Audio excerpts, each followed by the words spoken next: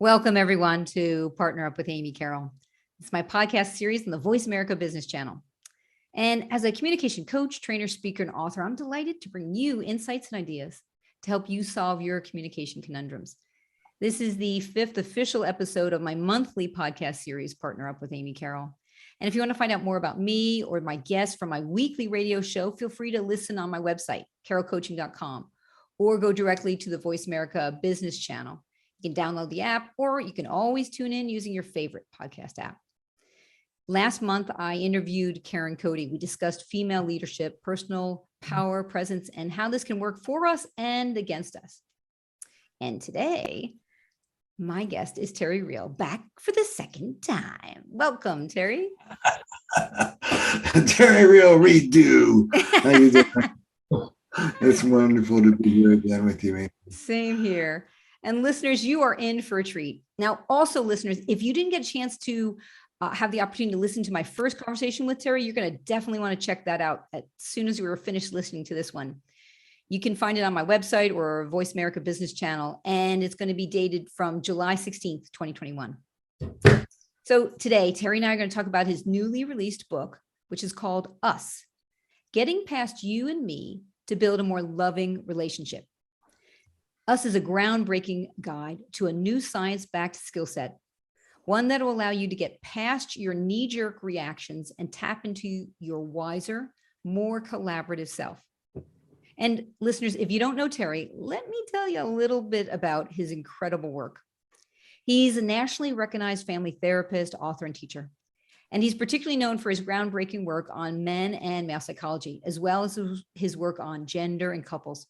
He's been in private practice for over 30 years and has appeared as the relationship expert in many sectors like Good Morning America, The Today Show, 2020, The Oprah Winfrey Show, and in the New York Times, among just a few.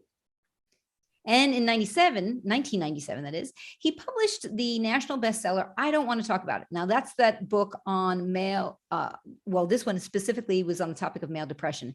Then it followed by How Can I Get Through to You, which explored the role of patriarchy in relationships. And then most recently, which is the book How I First Found Terry, is The New Rules of Marriage, What You Need to Know to Make Love Work, a practical guide for couples and couple therapists. So that's what you're going to want to find out more about. If you want to hear more about that, that's part of why you want to check out that last conversation I had with Terry. Plus, it was just very fun and we laughed a lot. And I'm anticipating there'll be more to come. So Terry founded the Relational Life Institute. I said relational? Yeah. Friday afternoon, my brain's starting to fade. The Institute offers a training program for therapists as well as workshops for couples and individuals. And you can find out more about this directly on his website, terryreal.com. And that's TERRYREAL.com. All right, Terry, let's get into it. And I guess, I remember when we talked back last year and you thought, okay, maybe that's it. Maybe I have no more books in me. And then I think it was Gwyneth Paltrow approached you, and that was the seed that planted things. You've written already all these other insightful and very actionable books. So, and then this form of therapy you created. What possessed you, other than Gwyneth's invitation? What possessed you and motivated you to write this book? Well, it's a funny thing. First of all, here it is, ladies and germs. It's beautiful. Thank you. So the release date is 6/7. What possessed me to write this book? I was with my team from my school, and we were talking about what I believed in. And a very clever guy who works with us asked me this question. He said, "What do you believe in everybody? What don't you believe in that everybody else in the world believes in?" Okay. And I said, "I don't believe in the idea of an individual. I don't believe that we are individuals. Mm-hmm. I believe that the whole, what I've come to call in the book, toxic culture of individualism is based on a lie. Mhm. What we know from advances in neurobiology, brain science, is that there's no such thing as self-regulation. Mhm. We human beings are pack animals. Our nervous systems regulate in concert. We regulate one another. Yeah. And one of the things I say in the book is, the so-called rugged individualist I actually go into the history of the idea of the rugged individualist. It comes in the Enlightenment period, and it is the creation of a bunch of white, rich, powerful men. It has a particular history, and it came from particular minds. Uh-huh. Neurobiologically, there's no such thing as a freestanding individual. I say, if you want to see what a freestanding individual looks like, look at somebody in solitary confinement. Yeah. They go mad. We need the cues from one another to regulate our own nervous systems. Mhm. And what the culture of individualism and the culture of patriarchy have colluded to do is give us this idea of me, Yeah. stripped of context, stripped of relationship. And what this book is about is what thinking like an individual does to our relationships.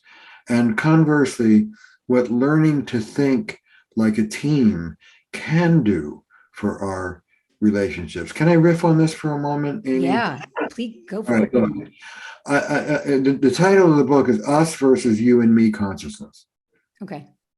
And us consciousness, the remembrance that you are not an individual, but that you exist in a relationship, is a function of the higher parts of our brain, prefrontal cortex, Right. the most mature part of our brain. And I call this the wise adult part of us. And the wise adult part, one of the things I say is the most important question I ask as a therapist when I'm talking to somebody is, which part of you am I speaking to? Mm-hmm. Am I speaking to the present based, here and now, thoughtful part of you? Or am I speaking to a subcortical, triggered, trauma infused, flooded, reactive part of you? That reactive part of you, I call the adaptive child part of you, or the Yeah. you and me consciousness versus us consciousness. Okay. And here's how it works. We know that the autonomic nervous system scans our bodies 4 times a second. Am I safe? Am I safe? Am I safe? Am I safe? If the answer is yes, I'm safe, we stay centered in the wise adult part of us. We can observe, we can breathe, we can think, we can make deliberate choices. If the answer is no, I'm in danger, that part shuts down and more primitive parts of our nervous system take over. Yeah. Limbic system, amygdala. And it's knee jerk, fight or flight. It's not about us, it's about me. It's not about cooperation, it's about survival. Yeah. And I automatically move into my usual knee jerk response. I call it your adaptive child part. Mm. This is the part of you that you created as a child to get by in whatever the circumstance was. It's how you adapted. It's a child's version of an adult, and it comes from your trauma. Yeah. My friend Gabor Mate is fond of saying, you don't see the wound, you see the scar. Uh-huh. And the wounded child part of us, very young, is that part of us that just was on the receiving end of the trauma, wants to crawl in someone's lap and cry for 1,000 years. The adult part of us, the wise adult part of us, is not triggered by trauma, but really here and facing what's in front of you. The adaptive child part of us is the part of us that we created to cope with whatever was going on with us. It's not a mature adult. It's an immature version of what an adult looks like. And this adaptation fight, flight, or fix. Mm-hmm. This adaptive part of us, when we get trauma triggered, which happens a lot in Right. relationships, Right. like instantaneous, is knee jerk, it's automatic. It feels like we have to do this or the world's going to come to an end. Yeah. And we repeat the same damn dysfunctional move that we make over and over and over again.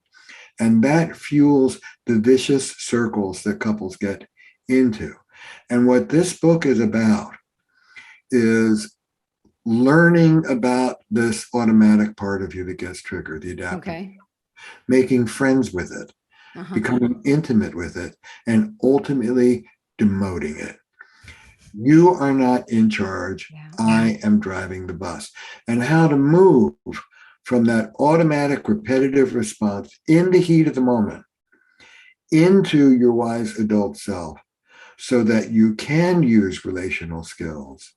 That is the first skill of all. I call it relational mindfulness. Nice.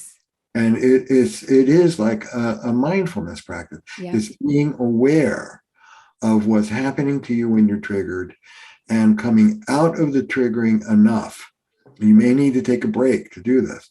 Coming out of the flooding enough to take a breath and reach for a different part of you. You know, I give workshops around the country, around the world. And here's my favorite slide of the workshop. Other workshops teach you skills. We deal with the part of you that won't use them. Brilliant. You got them in that way, right? So this is about learning. You know, when you're in that automatic trauma triggered fight or flight, you're not going to use, I can give you 3 books on relational skills, but they're out the window the minute you're triggered. Right. This is about learning what to do in that moment. The work of relationship. You know, everybody says relationships take work, right? But nobody tells you what it is.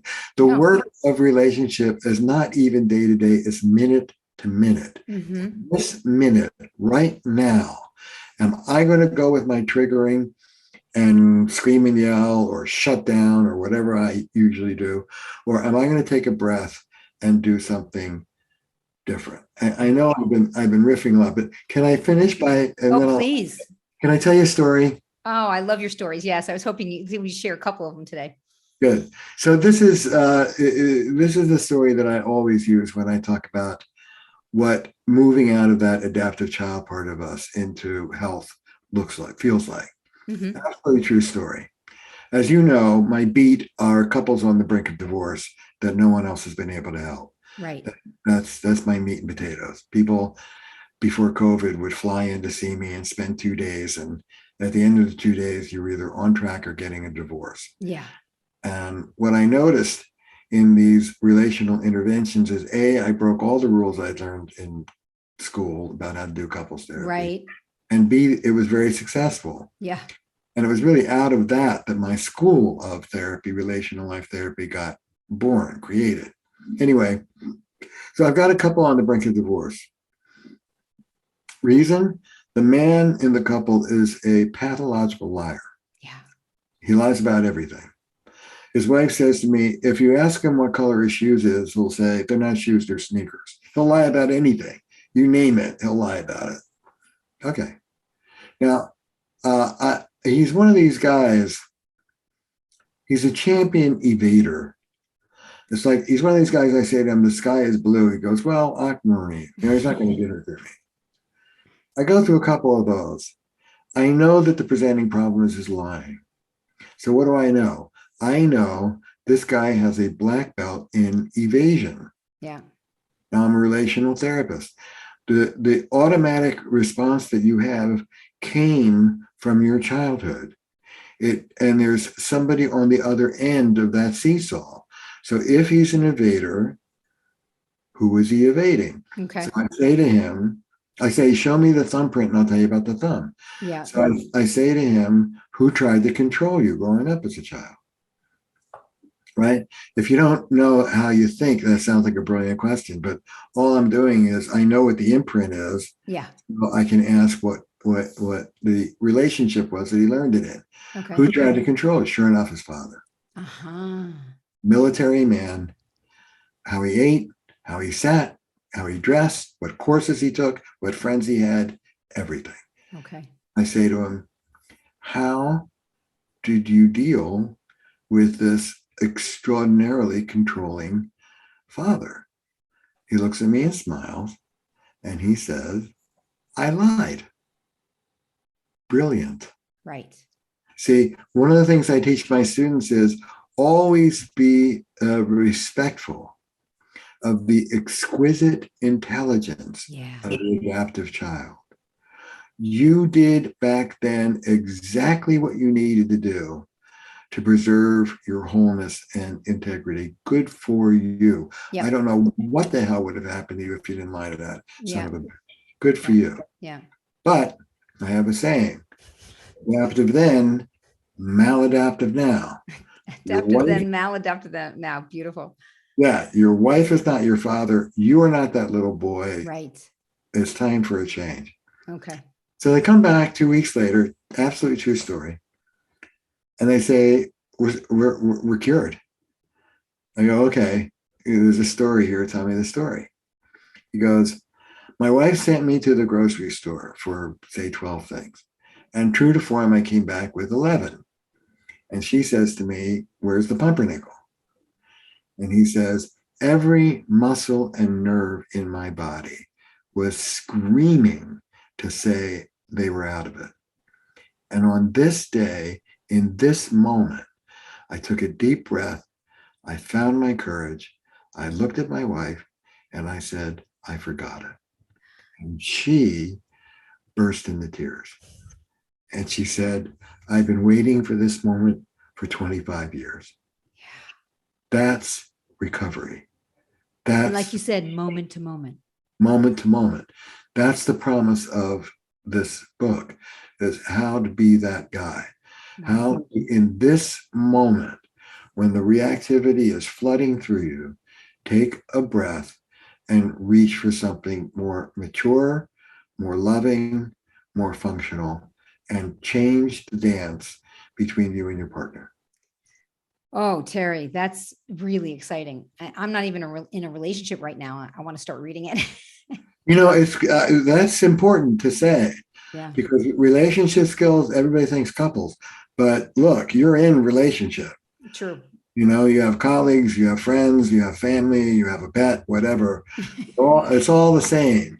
The same relationship skills all around you. So Yeah. this is not just for romantic couples. Yeah, that's a good point. And it's true because the work I do, I'm often using it when you talk about moment to moment, in those exchanges with people who I know I'm never going to see again. Except for me, that's like a free workout. Put your ego to the side, Amy, act respectful. If they've got a snarky attitude, respond appropriately. And then, and maybe I get what I want, maybe I don't, I still get the free workout. So, that's a beautiful attitude. I got to tell you, there's a lot of wisdom in that attitude. Let me deconstruct some of what you just said. Yeah. First of all, you have detachment from outcome. Yep. It's not about manipulating a particular result. It's about you working your program on your side of the street.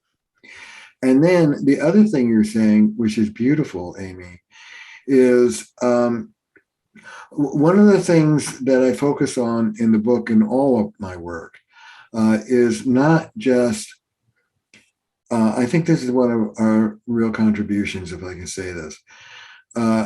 For 50 years, therapy, the self-help industry, et cetera, is focused on shame, helping people come up from the one down of inferiority.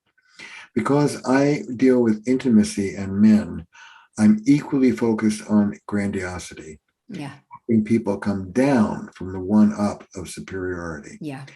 And implicit in what you were saying, I want the listeners to get, you come down from grandiosity for your sake. Yeah. The son of a bitch taxi driver who is being snarky with you, that person may deserve to have somebody give them what for. But you, Amy Carroll, deserve to not be the person in the rage. Yeah. You deserve to come down from that. And I talk about this as a contempt-free life, as That's as, beautiful. as a nonviolent life, Yeah. nonviolent between you and others, and nonviolent between your ears. Contempt So I'll free. tell you my version of what you just said. Okay.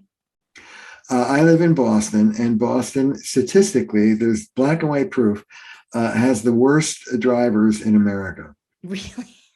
Yeah. Now I'm a New Yorker, and in New York, somebody cuts you off like a pig and they speed up, and the hell with them. Right. In Boston, somebody cuts you off and then they passive aggressively drop down to 20 miles an hour, stick their butt in your face and make you sit there and wait. So I got one of these Boston drivers, cuts me off and then slows down, and I'm ready to kill him. Mm-hmm. I've got that. I'm looking at his fat little head through the windscreen, right? And I've got this Star Wars laser beam thing going on. And I'm in a rage. I'm in a one up. He's an asshole. I'm full of contempt and I hate his guts.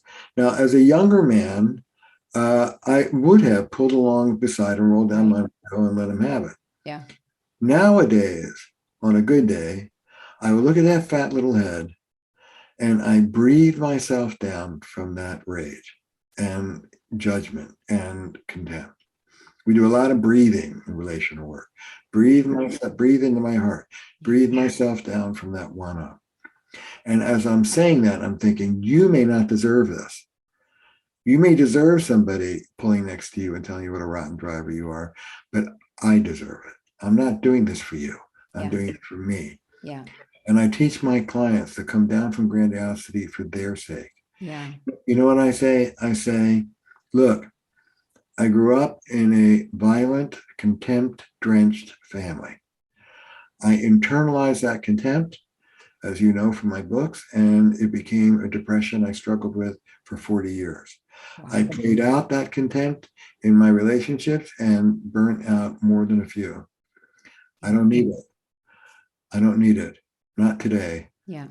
Not today. Contempt? No, not today. Yeah. And that's how I move into that same moment as that lying guy. I'm doing with myself in my own relationship.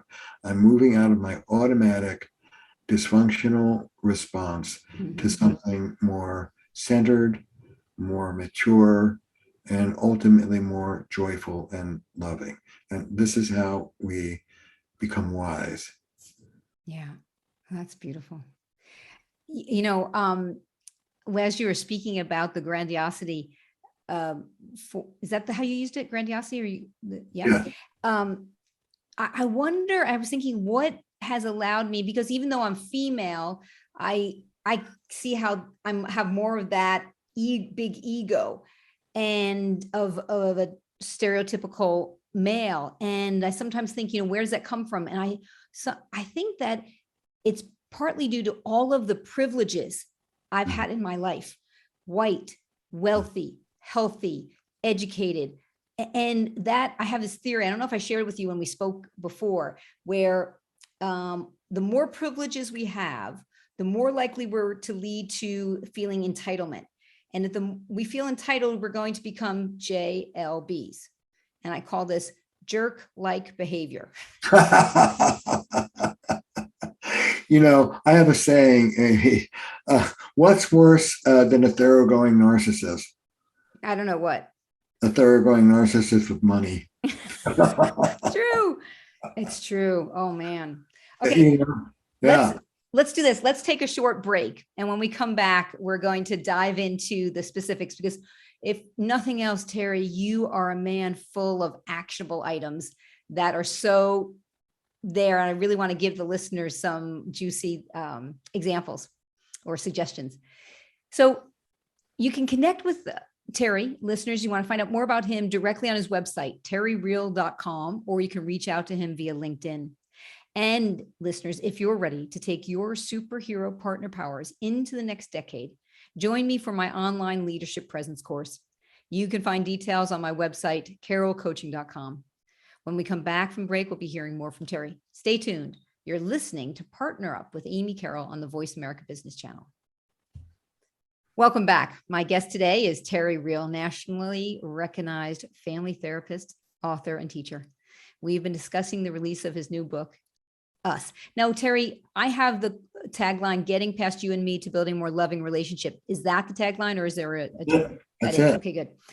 And let's just jump into it. Where should we start with the applicable stuff? I know you talk a lot about the adaptive child and the wise adult and the distinctions between those. That really caught my interest, though. I'm going to let you lead. Look, what I want people to walk away with is the cultivation of what I call us consciousness, the remembrance that you're in the relationship. The essence of toxic individualism, what the word means to be an individual, is separate from nature. That's what it means to be an individual. Wow. And the key distortion of individualism is that I stand apart from nature, and that fuses with patriarchy, which of course I've been writing about for 40 years. And the key delusion of patriarchy is not only am I apart from nature, but I'm above nature. I dominate it and control it. Oh. You know, at least in the King James Version, God gives Adam dominion over everything that creeps and crawls and flies on this earth. Really bad idea. We are not control of anything. And this, what Riane Eisler calls power over model, is killing us. Whether you think that you need power over nature in the shape of your partner, controlling your kids, controlling your body, I've got to lose 5 pounds, controlling your mind, I've got to be more positive. This control model, we are over nature and in control of it, is killing us. Yeah. And literally, you know, I start in the book with biology, with what goes on in our brains. I then talk about the history of individualism. And then most of the book is about relational skills, which I'm going to get to in a minute. And then I talk big picture about society, about racism, about patriarchy, and about our screwed up relationship to nature. If we don't realize that we are not above and in control of nature, that we are inside and dependent of nature, we're going to kill ourselves. Yeah. We're going to kill this planet. So this is a big idea. And it's as big as how we think about the planet, and it's as granular as how you handle your kid or your partner in the living room. And one of the things I say, Amy, is, you know, we may not have the power to bring peace to Ukraine, but we do have the power to bring peace to our living rooms. Yeah. So let's start there. And let me tell you how. Yeah. You remember love. The way out of this you and me win-lose power struggle is to remember that the person you're speaking to is the person you love and not the enemy, and that you're speaking to make things better. Remember, the relationship will pull you out of that triggered survival mode into the wise perspective. It's like this. Our relationships are our biosphere. Okay. We don't live outside of them, we live inside of them. Yeah. And so in a triggered moment, I can choose to indulge my anger and have a temper tantrum over here. But I'm going to breathe in that pollution in my partner's withdrawal over here. Yep. We're linked. There's no escape. I'm in it. I'm not above it. And so I don't talk about win-lose power struggles. I talk about taking care of your biosphere. Nice. It isn't that you win and I lose. It's that I'll make the sacrifice for our relationship because I depend on that relationship. You know, happy spouse, happy house. So I'll have some big burly guy and he'll say to me, well, why should I work so hard just to please my wife? And I'll go, excuse me, because you live with her? Okay, Ding, dummy. ding, ding. I don't talk about altruism. I talk about enlightened self-interest. It's in Yeah. my interest to keep you happy. First of all, I love you and I don't want you to be happy. But more important than that, because I live with you. Mm-hmm. And that's like what I call keeping your head in the game, keeping your eyes on the prize, keeping your wits about you. You know, this is how I say it. Belinda, my wife Belinda and I, 37-year marriage, we've been in recovery, relational recovery, this Right. deep relational work for 30 years. And we're fighters.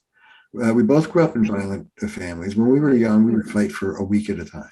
Right. Nowadays, if we start to square off, one or the other of us will take a break, 10, 15, 20 minutes, and then come back.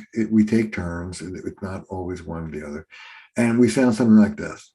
Honey, do you want to fight? I don't really want to fight. You want to fight? Okay, can we exit this program? What do you need, hon? Yeah. And then Belinda will go, well, Terry, you really could admit you were an asshole about blah, blah, blah, blah, blah. And I'll go, oh, okay. You're right. I could have done that better. Let's go, okay, what do you need? And go, well, you could say you're sorry for blah, blah, blah. Said, well, I'll say I'm sorry for blah. And I'll take it. The other two blahs she won't cop to, but I'll take the one. Good enough. All right, good. Let's go make some tea. Now, what I'm thinking when I make peace with my wife Yeah. in that moment is literally this. I'm thinking, how do I want to spend my evening? Do I want to spend my evening fighting with this woman? Right. Or would I rather cuddle on the couch and watch something cool on TV or call a Right. friend? Right. And that is my wise adult. Like, what the hell are you doing? Wake up. Take care of your biosphere. But you have to remember to think like a team in order to pull that off. And when you're in that triggered fight or flight, you forget that you're a team. Right. So you remember that I call it remembering love. The relational answer to the question, who's right and who's wrong, is who cares? It doesn't matter. When you're thinking relationally, Yep. it's what are we as a team going to do to make this work for both? And once you have that consciousness that you're a team and not two adversarial individuals, everything changes. For example, I'll do some, here's one. The difference between Amy, stop talking to me like that, or saying, Amy, I want to hear what you have to say. Could you tone it down so I could listen? Nice. Two ways of saying the same thing. Yeah. Or the difference between saying, I need more sex in this relationship, and saying, honey, we deserve to have a good sex life. What do we need to do to resurrect this thing? Beautiful. Two ways of saying the same thing. Yep. But one is aggressive and it's me, me, me. Yep. And the other is empowering both of us. Yeah. It's Packaging. It's what I call relational power. Beautiful. Now, you want some concrete skills? Let me give you. Okay. When you are faced with someone, partner, colleague, whatever, in a state of disrepair with you, they're unhappy with you. Right.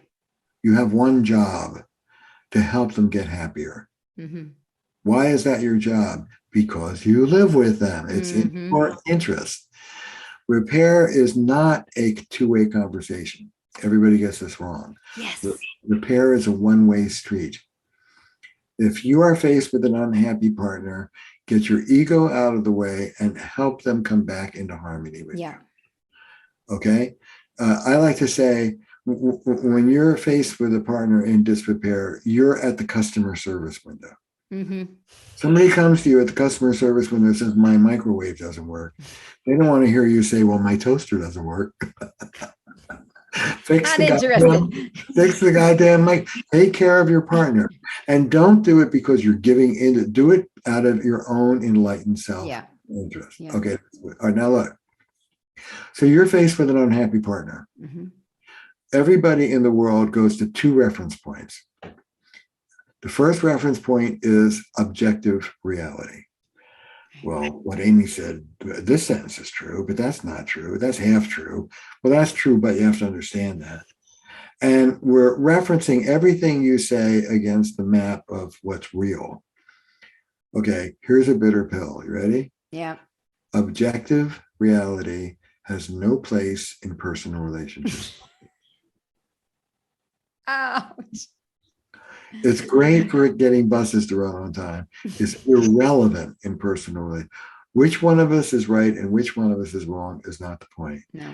Point is, how are we going to work this out? Terry, how do you handle it when your clients say to you the famous phrase, but it's not fair?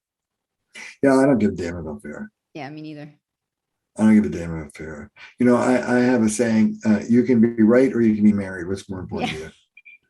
What I say, Terry, is to them, well, life, we already know life is not fair. And I'm pretty sure that if life was fair, you would not have the life you have currently. And, so pointing out to them that they probably, in the balance of things, they're probably on the upside of stuff. And it's only when things tip, this way, suddenly they notice, how about the other 95% of the time, right? That's good. Thanks. That's good.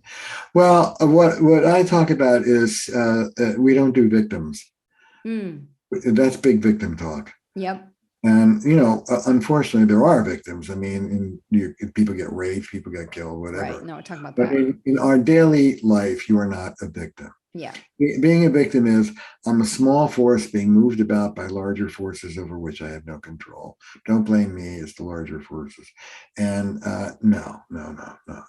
But okay, so this isn't fair, this isn't right, this isn't accurate. That's our first reference. Our second reference is ourselves. I can't believe what a pain in the ass this is. I have to put up with this. I'm being victimized by Amy. Here she goes again. What I teach people to do is deliberately take a breath and trade in those two references, what's objectively true and me, for this one. And if you're listening, grab a pencil and jot this down. Ready? Jot down too. This is what I want you to trade it in for.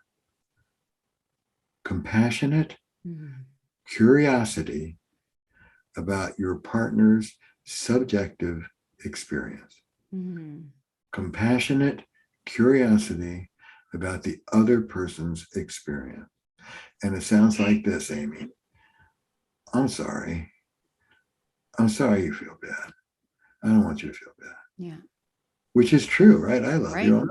I don't want you to feel bad. And tell me more about what's going on. Yeah. And then if you really want an A+, is there something I could say or do that will help you feel better? Ding, ding, ding, ding. And Terry, when you talk about subjective experience, that takes the black, white, right, wrong off the table. Anybody can have any experience they want. It doesn't mean I intentionally did something wrong. Yeah. Or unintentionally. Yeah. Terry, when you showed up to our interview without a tie and a jacket, I got myself feeling devalued, like you think this is a casual gig. And, if you were being interviewed by Katie Couric, you probably would have dressed up. My feelings are really hurt. Gee, Amy, I'm sorry. I'm sorry your feelings were hurt.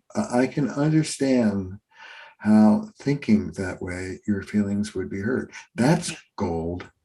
Yeah. I can understand how you might feel like that. Who says that? Yeah. What a healing thing to say. Yeah.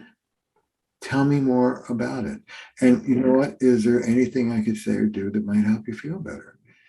That's moving for repair. All relationships are in endless dance of harmony, disharmony, and repair. Closeness, disruption, and a return to closeness. And all the skills are moving from disrepair back into repair. That's where we need to be on our toes. And what complicates things is when you move into disrepair, you lose that wise adult and you get reactive. And that's when you need to take a breath and remember, wait a minute, Amy is making up that my casual dress is an insult to her. Well, that's not my reality, but it is her reality. Poor baby. Okay. What's it like to feel so insulted? I'm sorry. Yeah. And I'm at your service. I want you to feel better. Who does that? Right. Nobody, unless they've been trained to, because that's not the way the culture works. Right. But that is the secret sauce that will heal these little rifts. And we move from harmony to disharmony to repair 20 times in one dinner conversation. This happens all day long. So this is about taking those moments where the stitch is dropped and restitching them versus taking these moments where the stitch is dropped and escalating into a 3-day battle. Yeah. So, and you explain in the book, and you've talked about it here, how some of the work for people is individually healing the trauma of childhood. Some of it is in the moment. One, I hear breathing. Two, shift to love. And then this, I would say it, if you might be feeling, well, I guess if I've breathed and I've focused on love, it would be authentically easier for me to remember, I don't want this person to be in pain. I don't want to have a miserable evening. And then being generous. You may need to take a walk. Yeah. Good point. You may need to physically take a break. Yeah. I have people taking breaks all day long. Splash some water on your face. Go for a walk, run a walk. Do some breathing. Do some yoga. Do some tapping. There are whole books about how to re-regulate when you've been dysregulated. We use those techniques. But my favorite technique, Amy, is talking to the little girl that's been triggered. Putting You've got little Terry inside. I remember you talked about little Terry. Yeah. Well, I'm a fighter. That my adaptive child is a fighter. I grew up in a violent family, and screw me, screw you. Yep. I tell this story about my early stage recovery back when my kids were little. They're in their 30s now. But I'd be on the road, and Belinda has a full-time practice. She's a practicing therapist. She'd be stuck with the kids. I'd come home after 5-6 days on the road, and she would be overwhelmed and fit to be tied. Right. I'd open the door, and there'd be this whoosh of self-righteous indignation coming off my young wife. I can't believe it. You leave me with these kids. You didn't even call. And her whoosh would trigger my whoosh. And I like to say my body would want to bop her in the nose, but being a feminist and an enlightened guy, I would relegate myself to verbal abuse. Who the hell do you think you are? I come home after being on the road teaching all those people how to love each other, and I have to put up with this bullshit from you. So we don't sound like that anymore, much, for a few minutes, a few times a year. But back then, literally a voice would come to me. The voice of my wise adult when I'm in the middle of that whoosh, that rage. And the voice, here's what it said to me. Shut up. It's called a containing boundary. Shut up. Now breathe. Put up a boundary. Protect yourself. And we go into how to use boundaries in the book. Belinda's having a bad day. You don't have to make her a bad day. You're a bad day. You're self-centered. Come down from that rage. Now, from this place, say something constructive. And I would say to my wife, okay, sweetheart, you're overwhelmed. I get it. You sit down. Let me pour you a glass of wine. I'll put the kids to bed and we'll sit and talk. You're off duty. But I would only be able to do that rather than get defensive and reactive kind if I did my inner work. And that's the work that we're talking about. That's a moment of recovery. Yeah, that's beautiful. So we have a few minutes left. I'd love to hear some more of these golden nuggets that you want to share. Okay. Maybe even a story. I've been talking about aggressive reactive behavior. Right. The other side of the coin is shutting down. Yeah, true. Big for men in particular. Just drop down the wall. So here's a little tip. It's what I call responsible distance taking versus provocative distance taking. The way most people take distance is just take it. I'm gone. Bye. This conversation's over. I'm walking out of the room. Yeah. Or I'll sit there and be 6 inches away from you, but I'll be totally stonewall. Right. I'm okay with distance. As a relational therapist, people think I'm all about closeness, but the play of distance and closeness is what makes intimacy real. Yeah. But if you're going to take distance, here's a tip for your listeners. Take care of your partner. Yeah. I'm taking distance. Here's why, and here's when I'm coming back. So you're in bed with your partner and they want to talk about little Timmy. It's 11:30 at night and you want to go to sleep. What do you say? Yeah. Don't do that. I want to hear what you're saying about little Timmy. I'm dead tired. I can't hear it now. Let's talk about it over breakfast tomorrow. And then you damn well better show up at breakfast tomorrow. Yep. Let's talk about it. That's called responsible distance taking. And it's a principle. And the principle is this: take care of your partner. Under patriarchy, this is what I want to maybe leave you with today. Okay.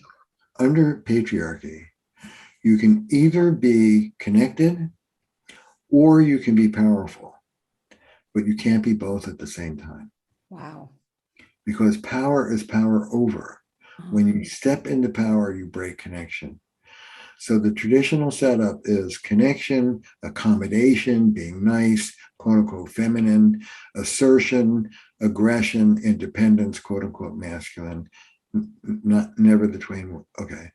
What I want people to start to practice is what I call soft power, loving power, taking care of your partner and standing up for yourself in the same breath.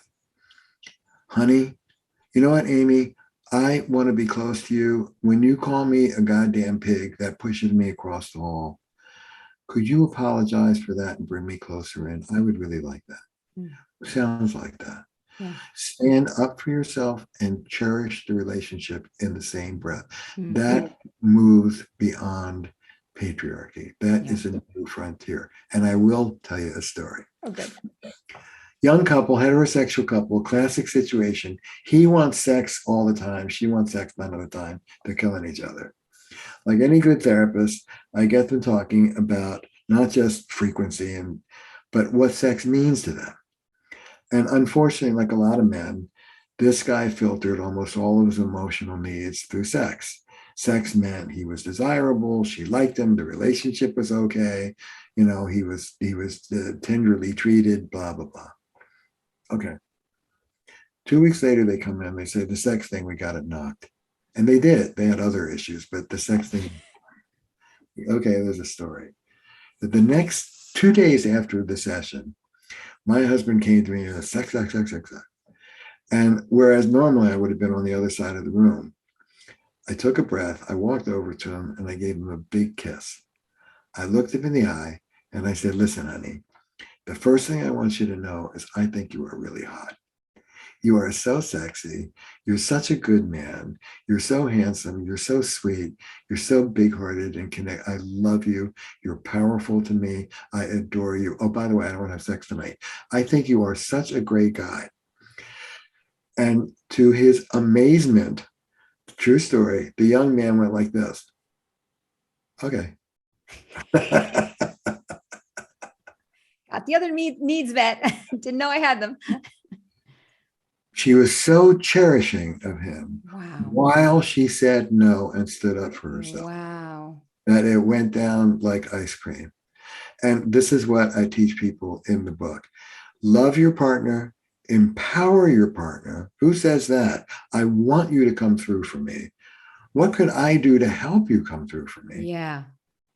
And love them, love your partner, love the relationship, be cherishing and be assertive all in the same breath. That is a revolution. That's a new world order. It truly is. Soft power, loving power. Yeah. And I love how you bring in the importance of what you call boundary setting and taking care of yourself, because, and that goes back to the beginning of the book of first, healing ourselves, put your mask on yourself and then you can help others, and then knowing, okay, I've taken care of myself and now I can be generous and loving towards the other.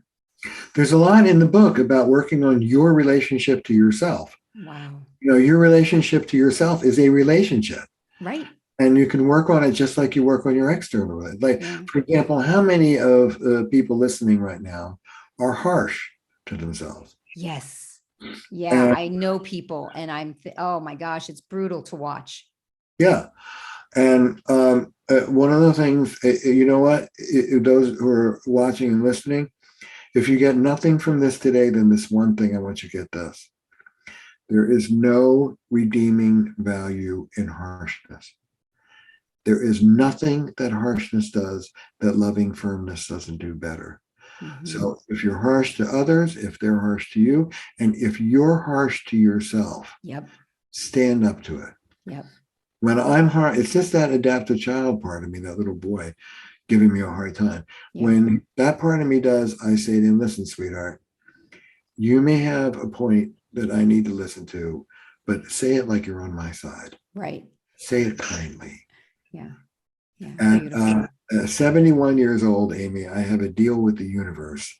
If it's not kind, I'm not interested. I love it.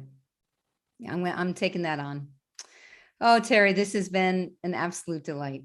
Thank you for sharing so openly with all of this. Thank you. And listeners, I invite you to send me your communication conundrums. We may be able to apply some of Terry's wisdom to them. Your clashes, your challenges, your mishaps, your blunders, and your successes, because we want to learn from those too. And you can do that via email or social media. You can reach out to me on amy@carolcoaching.com. And if you want to reach out to Terry, you want to find out more about him. I know Terry, do you have programs coming up that you're going to be offering? I know you're going to be on the road. I do. We've got a 2-year training program for therapists who want to learn this methodology, and a very, very rich training. And I'm going to be offering us workshops to the general public starting this summer. Okay, yeah. Great. So listeners, check that out for sure. And be sure to switch on, tune in, listen up, and be inspired. Next month, I'll be interviewing another fabulous guest. Check out more information on my website, carolcoaching.com, or my social media channels, Amy Carol Coaching. Thank you, Terry. It's been a wonderful conversation. Absolute joy as always, Amy. Thank you. And thank you, listeners. You've been listening to Partner Up with Amy Carol on the podcast series of Voice America. Happy partnering, everyone.